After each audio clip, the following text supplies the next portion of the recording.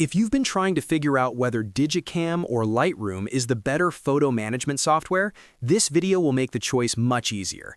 I'm going to break it down in a simple, side-by-side way so you can quickly see which one is best for editing, organizing, performance, price, and overall workflow. And if this video helps you out, make sure to hit that like button and subscribe for more software tutorials just like this. Let's get into it. First, here's the simple core difference. Lightroom is best if you want powerful editing, a smooth workflow, and AI tools. DigiKam is best if your main goal is photo management and organization, especially if you want a free tool. So right away, these two apps are not trying to do exactly the same thing. Lightroom focuses heavily on editing and creative work, while DigiKam focuses more on library control and file organization. Now let's compare editing quality. Lightroom is the clear winner here. It has an advanced RAW engine, professional presets, and AI masking tools that make detailed editing much faster and more precise. If you work with photos for Instagram, clients, or professional projects, Lightroom gives you a polished, industry-level editing experience. DigiKam, on the other hand, does have some basic editing tools, but it is not built to compete with Lightroom for high-end photo editing. Next is photo management, and this is where DigiKam really shines. DigiKam is the best choice if you care most about organizing large photo libraries. It gives you powerful tagging, face recognition, advanced search, and strong metadata control. It can handle huge collections, even 100,000 photos or more, which makes it excellent for serious archivists and photographers with massive libraries.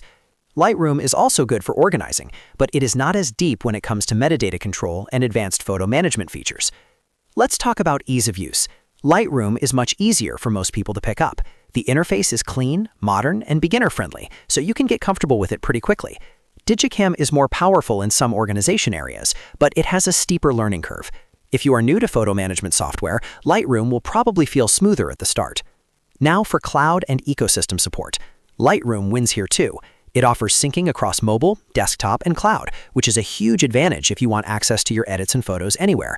It also works well with Photoshop, which makes it a strong part of a larger creative workflow. DigiKam is much more local storage focused, so if you want cloud syncing and ecosystem integration, Lightroom is the stronger option. Price is another major difference. DigiKam is completely free, which makes it incredibly attractive if you want powerful photo organization without paying a subscription. Lightroom, on the other hand, requires a subscription, so if budget matters most, DigiKam is the obvious winner. When it comes to performance and workflow, both are good in different ways. Lightroom gives you a smooth editing workflow, batch editing, and preset-based speed for creative work. DigiKam is great for fast catalog browsing and strong batch tools, especially when managing large folders and metadata-heavy libraries. So what do real users do? A lot of photographers actually use both. They use DigiKam for organizing and cataloging, then Lightroom for editing and finishing their images. That combination gives you the best of both worlds if you are willing to use two tools instead of one. So here's the final verdict. Choose Lightroom if you want the best editing, presets, AI features, and a strong workflow for social media or professional content. Choose DigiKam if you want free software, you manage huge photo collections, and you care most about tagging, metadata, and organization. So the short answer is this. Lightroom is best for editing, and DigiKam is best for management.